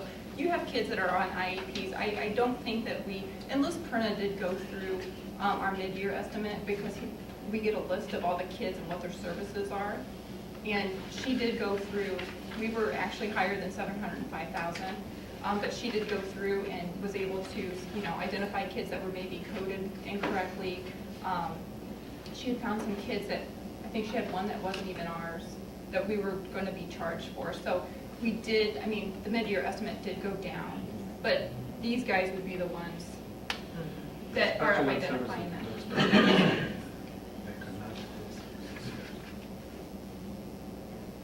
Well, I was the education consultant. What is that? That's something that we could look at. We So, have talked I don't know, about just a this. thought. I mean, I'm not, But the special ed services, those, Yeah. I mean, Their numbers if they times move, price. yeah. I know it's a lot of money. you're almost $1 million on. Well, I think last fiscal year 17, I think we started less than 600,000. It was like I remember when it 572,000. was 400. And so, in the course of a year, I think by the time fiscal year 17 ended, I think we were close to 700,000 at that point. So, it jumped over $100,000 in cost, so. I know, and we had talked about the IEC. We had tried doing that here for a while, and it must not have worked out. I don't know what the deal was, but, Yeah, we still have our MD units here, Craig. Those are different services, those we can do. The IC is more behavioral. But wasn't that that's the Ridgeville Corners, right? Or is that, what's, well, let me ask you, is this the one that we created a position about 7 years ago? That was a different one? Yeah, he's talking, you're referring to the HDLC classroom, which is more based on your remediation of students and your suspension center kids. Okay, The IEC is a behavioral school, okay. and that's the big difference. Which one now when we started, this was back when Jesse was here, and he said, this place is closing down. That was the one in Ridgeville Corners. Yeah, originally. Okay. And Yeah. that's not the IEC, that is a different, No. that is IEC. Well, it's there now. They actually, isn't that where they have No, the Independence Center is, it's on Independence Road off 24, 24. near They- Jewel. They do house some we don't have any students there. They do have a remediation center and an HDL center there, but we don't send any kids I think there. that was what was similar to what was at Ridgeville Corners. Yes, but we don't currently send any kids there for that. We only have kids that are there for behavioral issues that cannot function in a school Gotcha. setting. And because most of those teachers most of those students have a one-on-one aide that are with them all day long, and that's why it's so expensive to have them there. If you go out there, the police are there, every day, they go walk in the buildings, these students have issues that they couldn't be in this setting with our students. Understand. And even with just 5 or 6 of them in one classroom together is kind of tough on the teacher. And there are restrictions as far as age limits that we can, like, even if you said, all right, we're spending $700, could we find a way to house this here somehow? There are so many age restrictions as far as how many kids and what grade levels and age levels that you could have in a class. It wouldn't be one classroom. We'd be going 3, 4, 5, 6, 7. Now we don't have the space nor the teachers to be able to do that. Okay, any other comments, discussion? Melissa, I do appreciate the extra things you're giving us. The spreadsheet, the list of vendors, the notes that you're writing about the checks, that saves a lot of calling in. It does, so thank you. Update details, that's good. Okay, item 3, accept the following donations. $100 from Keith and Gail Countryman for house initiatives. $277.50 from Smith Funeral Home Incorporated for Student of the Quarter Luncheon. $500 from Paul and Denise Overmeyer for a scholarship in memory of Noah Carrickson. $1,000 from the Parent Teacher Organization for house initiatives. $1,620 from Jim Schmidt for house initiatives. $2,000 from Hicksville Athletic Boosters for the track timing system. $3,000 from the Ohio State Eagles Charity Fund for a track timing system. And miscellaneous donations from various donors for the archery raffle. Any other discussion? I'm always amazed every month at the generosity Yeah. It's a lot of money. Very community, nice. businesses and individuals. Thank you so much. Okay, roll call, please. Carrier? Yes. Iden? Yes. Jones? Yes. Mazer? Yes. And Wonderly? Yes. Motion passed 5-0. Do I have a motion to approve the following resolution? I'll move. Okay, Jared, thanks. I'll second. Thanks, Craig. Recommend to approve the resolution accepting the amounts and rates as determined by the Budget Commission and authorizing the necessary tax levies and certifying them to the county auditor. Any discussion? It's just for our existing levies, right? Yes. Existing levies. Roll call, please. Carrier? Yes. Iden? Yes. Jones? Yes. Mazer? And Wonderly? Yes. Motion carried 5-0. I need a motion to approve the employment of certified staff. Steph and Jen, okay, thank you. Recommend to approve the resignation from Jamie Altman as junior high girls track coach for the 2017-18 school year. Recommend to approve Mackenzie Bem Stavely as a certified substitute for the 2017-18 school year. Recommend to approve the following supplemental contract for the 2017-18 school year. Ryan Miser, assistant baseball coach, 30% of salary. Recommend to approve the following supplemental contracts for the 2018-19 school year. Jamie Altman, co-head cross-country coach. Jamie Altman, co-junior high cross-country coach. Nikki Bosselman, head volleyball coach. Jeff Ott, head golf coach. Paul Payne, co-head cross-country coach. Paul Payne, co-junior high cross-country coach. Lucas Smith, head football coach. Any discussion? Roll call, please. Carrier? Yes. Iden? Yes. Jones? Yes. Mazer? Yes. And Wonderly? Yes. The motion passed 5-0. Do I have a motion to approve the employment of classified staff? I'll move. Steph, thank you. Recommend to approve the following as classified substitutes for the 2017-18 school year. Angela Johnson, Macy Weatherhead. Recommend to approve the following supplemental contracts for the 2017-18 school year pending certification and background check. Jamie Shaw, assistant baseball coach, 40% of the salary. Chad Yoder, assistant baseball coach, 30% of salary. Recommend to approve a $500 stipend to Kara Johns for coaching the freshman girls basketball team for the 2017-18 school year, pending certification and background check. Recommend to approve the following as volunteers for the 2017-18 school year, pending certification and background checks. Ken Baird, baseball. Chris Houston, archery. Nick Post, baseball. Scott Rupert, archery. Any discussion? The Kara Johnson is the thing we talked about, right? The only thing I noticed is the pending certification and background check, the season's kind of over. Yeah, I don't think that, I was wondering. She that should have too. done Oh, yeah, I think that was probably just on there, was probably just one and we Okay. didn't get. Okay, so we'll strike that. She has already had that Then how done. about below, like with archery seasons, you know, into it, are those people already? I think what happened, Certified or- Craig, and I could be wrong, but we're so used to doing these kind of behind the eight ball instead of ahead, that, and now what we have are people that are already certified, and next year when we go to do this, we're gonna have it more ahead of time, right? As we move through, we're moving on to next year's, like what we did for, I think it's just in there, I like, to think- say, to make sure that they're covered, and if they're not covered, they're gonna get covered. I've already approved some of those. I've already approved them, so I don't know why it says that, because it's one With the of pending certification, because I think that's just standard language to cover, kind of see covered, but.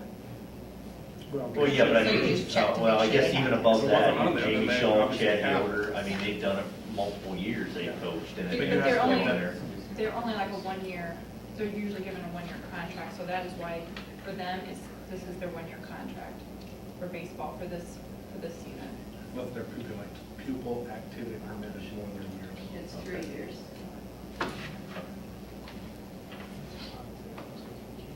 Okay, any other discussion? Roll call, please. Carrier? Yes. Iden? Yes. Jones? Yes. Mazer? And Wonderly? Yes. Motion carried 5-0. Do I have a motion to approve the services and agreements? Jen, thanks. Thanks. Recommend to approve a revised special education service agreement with Northwest Ohio Educational Service Center for fiscal year 2018 per the Ohio Revised Code 3313.845. The total projected cost is $453,344. Any discussion? Roll call, please. Carrier? Yes. Iden? Yes. Jones? Yes. Mazer? Yes. And Wonderly? Yes. Okay. Do I have a motion to approve the joint agreement? I'll move it. Thanks, Jared. I'll second. Thanks, Jen. Recommend to approve the following: a joint agreement appointing the Business Advisory Council of the Educational Service Center to serve as the Business Advisory Council for the school district.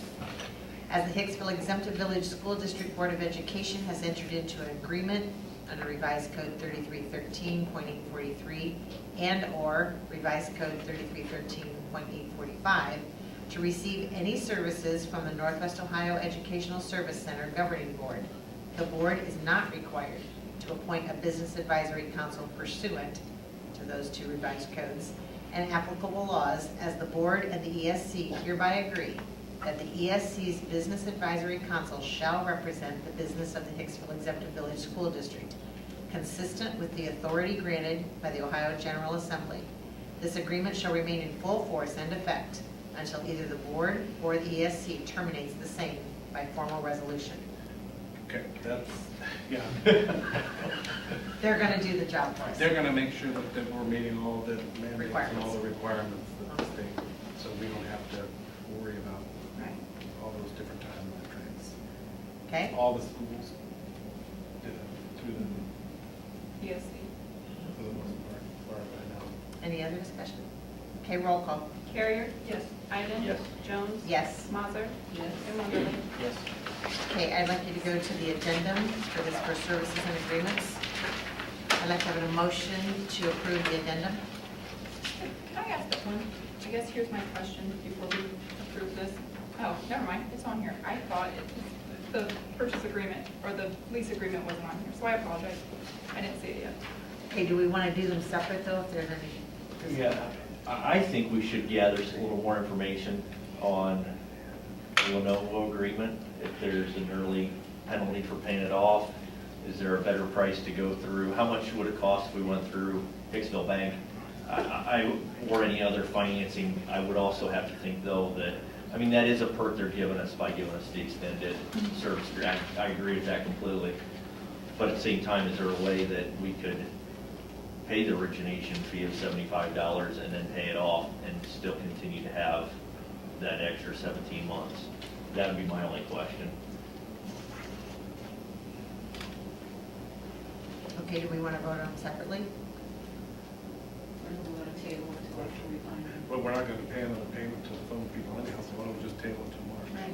Okay, do I need to approve the auditor Yes, fee? please. Okay, so I need a motion only to vote on the second recommendation. We're gonna pull the first one. We're going to table the first one, we're only going to vote on the second one. Do I have a motion for that? Jen, thank you. A second? A second. Craig, thank you. Okay. We're recommending to approve an audit agreement between Hicksville Exempted Village Schools and the Auditor of the State for the fiscal year ending June 30th, 2017. The cost of the service is $16,810. Any discussion? Okay, roll call, please. Carrier? Yes. Hyden? Yes. Jones? Yes. Mazer? And Wonderly? Yes. Okay. The other item will be tabled until the March meeting. Do I have a motion for other business? I'll move. Thanks, Jared. Second? I'll second. Craig, thanks. Recommend to approve the 2018 Board of Education scholarship amount at $700. Any discussion? Roll call, please. Carrier? Yes. Hyden? Yes. Jones? Yes. Mazer? Yes. Wonderly? Yes. Also in this area, I'd like to appoint Chad Yoder to serve on the Finance Committee that we created last month.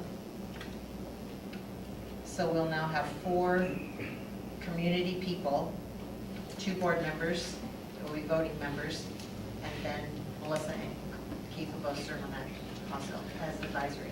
And we did meet, Keith and Melissa and I met, we kind of talked about, you know, I guess, a starting point and maybe how we wanted to see it progress. We also understand that it's kind of new, so we're going to be learning kind of as we go along, but we're going to either meet monthly or bi-monthly, depending on kind of what the group wants to do, and we're going to pose that at the first meeting, and the first meeting is basically going to be Melissa going over the 5-year forecast, and then we're going to kind of break things down as a group and decide how we want to pretty much move forward with that. And that's that for next Monday at 6. Next Monday at 6. But I'd like to propose, can we do that at 6:30? Fine with me. All right. Yeah. I'm gonna make it 4:30, but I asked somebody to, Just for those 2. your mic's on there though. And Your- It's for your mic, yeah. Yeah, I'll get in touch with That's what I them. was asking, Oh. I don't think he told me. Yeah, no, I'll call them all. And any board member could go to that meeting and sit in on it, you just cannot speak. Anybody can go to it. Right, Because so it's you're- gonna- we have It's a to public So advertise. you're part of the public.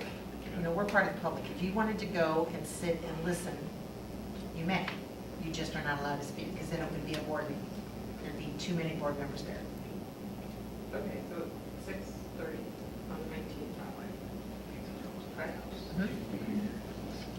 Then, Craig, did you want to mention the item from the athletic? Yeah, I was approached by a member of the public, and it was on Facebook, and I don't know how many people saw it. But the discussion was about, you know, potentially looking at an athletic Hall of Fame. Not And- just athletic. Not just athletic. Okay, what was approached to me was athletic. Did Jay talk to you? Yeah, Yeah, he talked to me too, and it's not just athletic, he's talking about teachers that have taught here, being. okay, well, yeah, I mean, you think about, Community okay, Hall of Fame in the well, school. but it's surrounded, it's an athletic thing. You might have coaches that maybe Just sports. Okay, I'll talk about what was brought to me. So what was brought to me was a discussion of an athletic hall of fame. And basically, there's a lot of schools in the community that do it, or in the area. I know, I think Jeremy Koeman started one at Ayersville, Tenora's got one, but you know, you go into the school, and it's not like it's an expensive thing, it's basically, you know, you got a picture of the student athlete that's hanging on the wall, and basically recognizing, you know, their high school athletic career. And, you know, I think that just, you know, part of it, you know, maybe you'd have some coaches, maybe, you know, maybe a school board member, maybe not a school board member, you know, maybe an administrator, maybe a booster, you know, however you'd want to set it up. I guess to me that point is kind of a non-issue right now. It's more of, you know, to me, I think it's a good idea. I think it's a neat way to recognize our students. But for right now, I think it's more of, hey, let's toss it out there, just kind of get some thoughts. I know there was a group talked about coming to the meeting. I said, you know what, let's just hold off. I'd rather just bring it up. But again, I think it's a neat idea. I understand that anytime you do something, you might have somebody feel rejected because, you know, they're not in and somebody else is. I understand you deal with that. But at the same time, I think the positives could outweigh the negatives. So anyhow, I'm throwing that out there, see what everybody kind of thinks about it. Okay.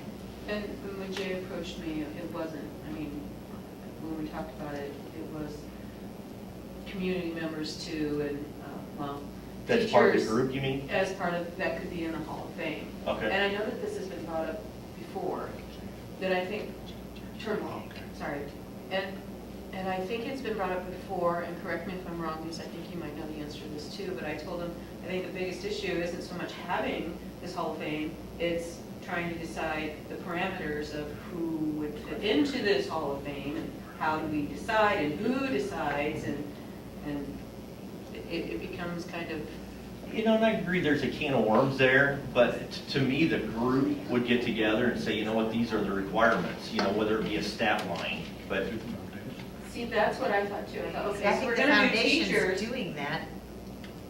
They do a community person, a business, and a teacher. And that could be part of the growing Hall of Fame. Maybe we just so- like kind of grow a little bit. I just question, like, what organization is gonna head it up? Is it gonna be the foundation? Is it gonna be the athletic boosters? Is it, you know what I mean? Somebody needs to take ownership of it And there have to be parameters. you know, my first thought, and obviously, you know, it could change, but Steph is liaison to athletics. My thought is Steph, Jeff Slattery, you know, an athletic booster, you know, a couple coaches. But, you know, I don't know, like I said, that could change, but, you know, I'm just thinking of, you know, people that I could see being in that role.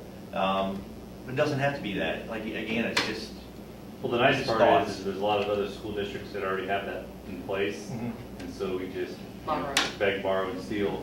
Yeah. We'll figure out the best way to handle it. And I want to add on to, I mean, I like this, I like the idea also, the discussion about it. Kind of leads me into something else, because I start thinking about, well, where all these pictures and things are going to go.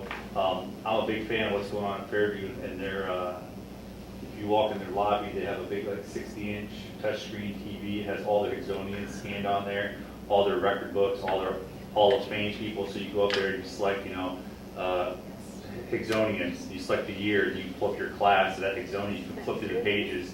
You can go to the Hicksville Aces Athletic Hall of Fame, click that tab, pull it up, flip through. You know, talk about being efficient, effective, you know, time, space, things like that.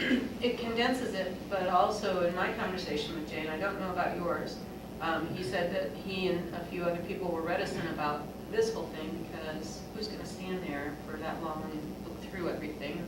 My thought at this point is, well, if you're interested, you're going to go to exactly what you're interested in. And you Well, know, I've and to been me, to that's like where 4 the or 5 committee, Fairview you know, games. talks about it and comes up with, I'm sorry? I've been to 4 or 5 Fairview games the last couple of years since they put that up. You'd be surprised how many people stand there the Standing there, entire yes. halftime. There's actually, and again, us local people, of course, you know, as I put us, you know, you run into the athletes and the people you compete against in school, and I was watching, for example, Bruce Guilford and Larry Rice and these guys that all played sports against each other, football and stuff, and they were all flipping through the Fairview, laughing, pointing at people they knew. I mean, it was actually really enjoyable to stand there and listen to the stories these guys were telling.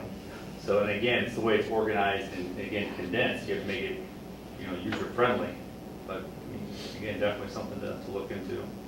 And I can only speak as the head coach at Sonora when I was there, and they kind of had the Athletic Hall of Fame. What they had done was they set the parameters up as a group ahead of time, and then it was, you had to be all state in order to be in the Hall of Fame. So there was no arguing about it. If you received all state recognition, it may not have even been an honorable mention. You may have had to a special mention or higher, that you were in the Hall of Fame. Once they set that up, it was nice because there was no arguing. There was no.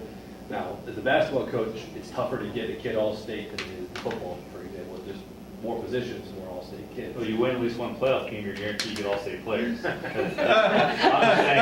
thinking football. Well, we're gonna have a lot of There's been some all-state- great football players in all-state Hicksville, and players. never had any recognition. You win 2 playoff games, all of a sudden, everybody's all state. You're right. But it was kind of set up ahead of time, which was nice, that if there was no argument, it was like they are in, they are not, and they're recognized on the wall. So it was like the initial, what do we want to recognize, and then people were put in after that. So maybe an idea, instead of looking at every individual person and their accomplishments that year.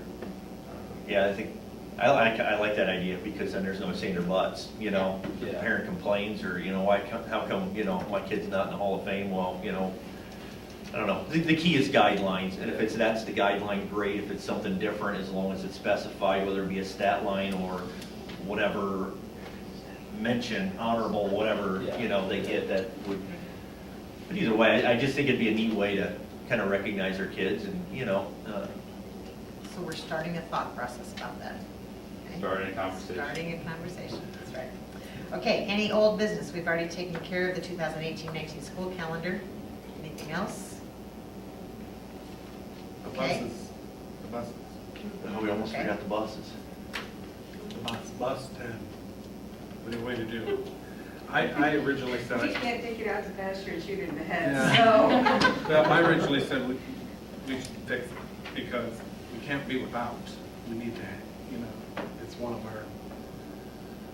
Is it fair to say that the question is either, do we replace one bus or we do the bus lease? I mean, I think we have to buy a Well, bus this even if we year, were going right? to say, even if you said, Keith, go get another bus, that just doesn't happen overnight. Mhm. I'm not gonna have it for the end of the year. I think we need to fix the bus, is my opinion. And then we can decide how you wanna move forward, but if we wanna do that lease and get those buses like I originally wanted to do last year, we should be telling him so that they're here before the beginning of the school year. It takes that long. How many do we have to do on the bus lease? Do as many as we want. Oh, I thought it was 4, but. Well, that's what I We wanted talked to about do, 4, yeah. was to do 4. And like you said, you have that budgeted every single year for a bus, so, it's not like our 5-year forecast is gonna look different because we're buying a new bus every year. And as much as, we can only kick the can down the road so many years, Well, the and these advantage- things are gonna keep breaking down, we gotta do The something. advantage is you have all 4 of them right now. So you replace 4 buses with 4 new ones. I would. Do we I have would- to replace 4? Well. Could we go 3 instead of 4? Yeah, we can do 3. We could do I'm 3. thinking, we can apply again next year for the grant. Is that gonna be an October. option? Yeah, we can reapply in October, the form said. Okay. Well, I mean, like he said, I thought we had to do 4, but I mean, you could Yeah, do 2, we you can could do- do we can 3, you do could 3 do is 5, fine. I think whatever, I just think we need to do something. Would be great. I'm just, I just was thinking, we've had a lot of conversations over the years about the amount of money we spend repairing the buses. Well, we're spending money repairing the buses because they're 20 years old and 15 years old. They're old. Well, I mean, I think we've So, been spending about 50 grand a year. Yeah, my thinking is if you have new ones, number one, they're gonna be under warranty for a while. So a lot of the stuff that would need done, if anything went wrong, it would be under warranty.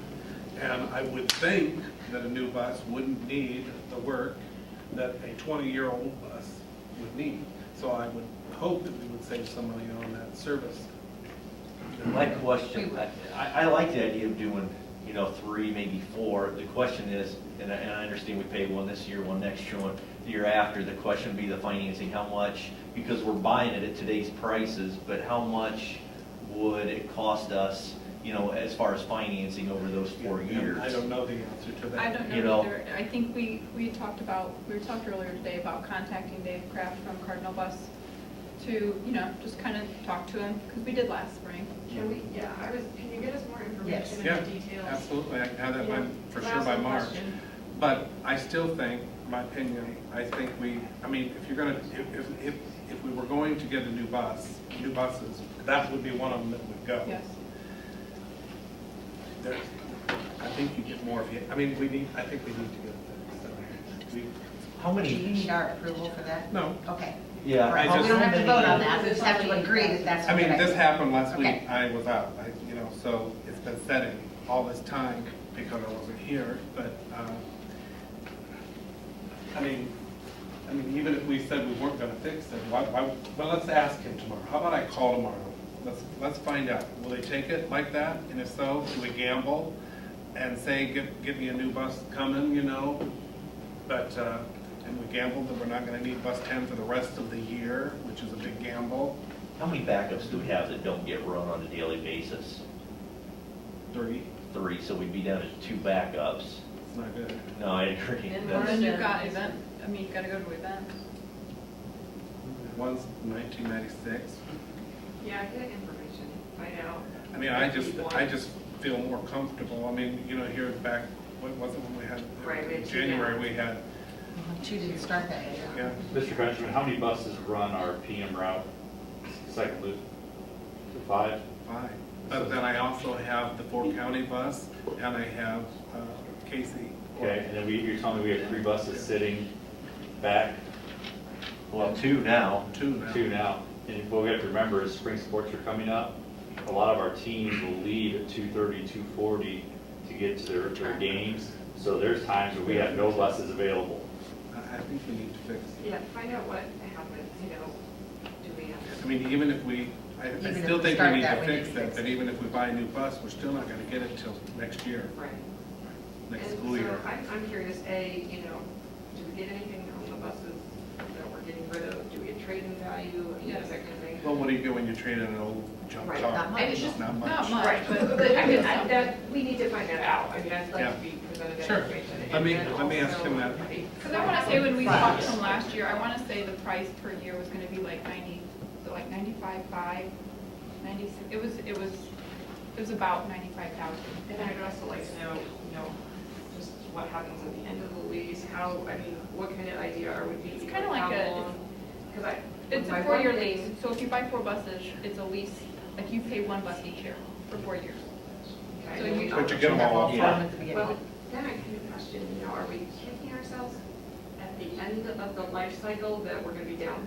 You know, we have 4 buses that are all taking a dump at the same time. But You know what I otherwise mean? you're taking, or otherwise you're looking at, because we have some. No, I'm just asking for Well, like information. I would say no on that, Jen, because, you know, we really watch now, we try to watch real close now on keeping the miles even, more balanced, you know, like we, If we get 4 new ones, that they're all going to go well, at yeah, the but same like, time. you know, take the 4-county bus and it goes over there for maybe half the year, and then we swap it out for another one so that the miles stay a little more even. And, you know, if we got buses from 1996, you know, as far down the road as that's gonna be, I mean, you know, we've had brand new buses getting, you know, not gonna look, God, hope that doesn't happen, but, you know, you got an accident and, you know, it's all messed up. We ended up trading in a newer vehicle because of the damage, and we kept an older vehicle, you know, I mean, So is it the consensus that we want them to check out the lease agreements, Yep. get all the details, but that we do need that bus from now until September, so it needs to be repaired? Is that general consensus? Okay, Okay, all right. thank you. Mhm. Any unannounced guests who would like to speak to the board? This is it. Hello, we're thankful that you waited. So I want to thank Jeff Slattery for encouraging me to stay. We're actually going to leave here. I was going to leave, and he brought me in and said, "Hey, stick around. You don't stay. I'm like, "Thanks, Jeff." We're glad you did that. All right, so for those of you who don't know me, my name's Tony Willem, and kind of came here to address the 18-19 calendar issues, bring some of the topics up from Boy Scouts, also a couple parenting issues. Solid topics have been touched on. I'm going to go ahead and read the statement I had prepared, and we'll go on from that. I'd like to introduce Dawn Ish. Most of you know her. She's also the current Cub Master for Pack 28. Okay, she's got 2 boys in the scouting program. I've got 3 boys in the scouting program. So let me read through this, and then we can talk a little bit more about it, ask questions if anybody has any, okay? You really don't have to put that on. Yeah, I really kind of have to. Okay, for those of you who don't know me, my name is Tony Well. I'm the Cub Scout Pack 28 Committee Chair and Boy Scout Assistant Scout Master for Troop 216. I also head the Scouts efforts for the concession stands down at Defiance County Fair. I had 3 sons, a senior Ethan, sophomore Gavin, and an 8th grader Isaac. All 3 of them are in the Scouts. And Ethan has earned his Eagle Scout last spring. And within time, Isaac and Gavin will as well. I'm glad that's on tape. In the past, all 3 of my sons have also participated in 4-H, so they were doing both. They were doing 4-H and Boy Scouts. At this current time, Isaac still is the only one that does Scouts, or 4-H. For 50-plus years, the Scouts have had a concession stand at the Defiance County Fair. The booth generates 80 to 90% of the funds it takes to run our local scouting program. The money raised helps pay for a variety of different things: books, patches, charter fees, uniforms. It is to be staffed by the parents and the Scouts. Moving the start date up of the school, I believe, will have a major impact on what the Scouts do. To be honest, anybody that's run a volunteer organization knows how difficult it is to get parents to sign up to work. By having the school during fair, it will give parents extra excuses not to fulfill their obligations. It's a school night. My kid has homework. They have shower. They have bedtimes. And believe it or not, I get those now. We get those now, excuse me. If a spot is open and isn't fulfilled, a parent does not fulfill that obligation, it falls onto the leadership to fill that obligation. Leaders, we ask the parents to usually work 2 shifts down there. It's 2 4-hour shifts. We have a variety, a very wide schedule of where you can come in.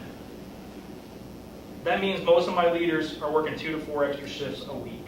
I know Dawn at one point in time was probably down there. Every day. Yeah, any day that ended with Y, Dawn was there. It's appreciated that any fair-related absences will be excused by the school, but I'm concerned at how many parents will actually allow their kids to miss school to come volunteer at the fair booth. Along with staffing throughout the week of the booth, Scouts will also help out with the senior luncheons and the veterans luncheons on Senior and Veterans Day. Again, those are during the day. Moving the school day up, I fear that these kids will not be allowed, parents won't come get their sons to come help with those functions. In the February newsletter, it stated that with the 4-H and Boy Scouts students combined, that amounts to about 10% of our student population. We as a school need to make a decision that benefits the majority of our students.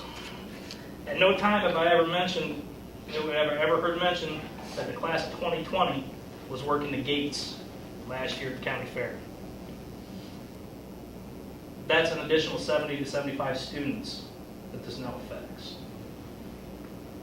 During the November 2017 school board meeting, it was also mentioned how tired some of the school students are when they're coming in there in their spring from baseball practices, softball games, and stuff like that. Think how tired the Scouts will be working till 10 o'clock at night and then coming in afterwards. For that matter, think about how tired the Hicksville cheerleaders will be after competition night.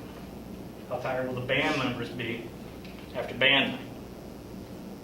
Scout booth is scheduled to close at 10 o'clock every night, but some evenings it's later due to busyness and how busy it can become. For example, on those cheerleading and band nights, got to make hay while the sun shines. Also during the November school board meeting, it was mentioned that some administration walked around the fair. As a vendor down at the fairgrounds, I know that some days and sometimes are busier than others. We schedule accordingly. That's a given. Depending on the day the administration was there, no, you may not have seen very many students there. Let's be honest. I saw Mr. Slattery down to Midway. I was headed the other way. Thank you. Yeah. Moving the start date of the school affects more than just 10% of the portions of the 10% portion of the students at Hicksville. It affects 4-Hers, Scouts, it affects other Hicksville students. It's going to affect the senior citizens and veterans as well. Change can be difficult. We get comfortable in what we're familiar with. While I understand the process of what the school is trying to do by moving the start date up, as a scout leader and as a parent, I do not agree with it. Thank you. Tony, I did have a question. Sure. I'm glad you guys are here tonight because, to be honest, I forgot about the scouts until somebody brought that to my attention.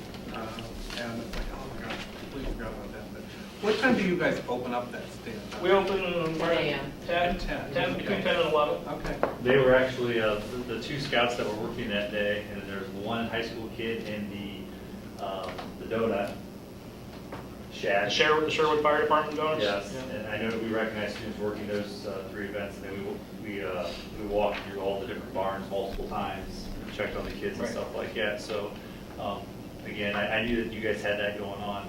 I will admit I didn't think about the Veterans Day. Well, there's quite a few things he just mentioned. Number one, I feel bad. I forgot about the scouts running the booth. I mean, I should have remembered that. The veterans. I mean, there's the kids working the gates. I mean, there is more than just the 4-H There there. is, You know, but, we also, somebody had to take the lead and have the conversation Well, to get it started. And I'm glad we did because it sounds after talking to Teresa that it's a win for the 4-H kids too, because the senior kids aren't able to take senior project because of the timing of the high school fair. So we're okay with waiting another year, and then everybody wins, and hopefully they can get that moved up. And rest assured, if we decide to do that, it's not going to be, hey, we're going to do it tonight. We're going to make sure everybody knows that there's going to be a discussion, so everybody can, have all the facts. Everybody can feel like they've had a say in it, and I think it's fair to say that we're going to wait a year, and hopefully to get the fair date changed. If not, then we're going to have to sit down and hash some things out and figure it out. But, there's lots of things we're willing to do. If we miss school on Monday and Friday, great. I'd be willing to delay all the other 3 days. So that would help the 4-H kids in the morning with getting their morning chores done. I mean, there's lots of ways we can still make it work and try to accommodate for everybody. And life is about choices. I mean, one thing I'll remember, I keep hearing time, and again, I know Tony, you know this, okay? But it's like, you don't hear about the kids are gonna be tired, the kids are gonna be tired. I've got kids now that are at school at 5:45 a.m. and they're not leaving until 10 o'clock tonight. And one thing we're doing as an administration this year with our scheduling is we're promoting the idea of doing a strength and conditioning program as an elective that you can take 4 years. And we're pushing all our athletes right now, sign up for this, because if you guys are signing up for strength and conditioning, and it's built into your school day, we'll have 2 or 3 classes to offer. And then you don't have to show up at 6 a.m. for weightlifting and conditioning, but again, the kids have to want to do that. Exactly, yeah. Who wants to get up that early? But again, we try to put a value on time, and we want our kids to sleep in that extra hour if they can get that hour. And when we come in and talk about, and again, I don't want to get specifics because everything's personal. Okay, so your 4-H is personal to 4-H, to the Scouts is personal to you guys. I've got a 4th grade daughter right now who's in the high school musical, and I know she loves it, but I'm going, my gosh, she has a high school practice schedule. She's in 4th grade, and we're dropping her off at noon on Saturdays, and she practices until 4 or 5 in the afternoon. She's here tonight from 7 to 9:30, I don't like that, but it was our personal choice to allow her to be in there, So I just, rest assured, everyone's concerns and everyone's personal items involved in this transition will be, considered, and we want what's best for all our kids. Well, like I said, change is one of those things that's hard to accept, and you're talking about moving something up that, you just hadn't done. But I think I heard her say, at least it seemed like it, that the fairs that go during the school year, they try to do about a 4-day over a weekend heavy. So if the fair would stay that date, it sounds like they would make some changes to their schedule too, maybe a shorter fair, and so The fair itself It'll will be be workable. shorter, but the shows Show and dates stuff and would stuff be like that. changed. Yeah.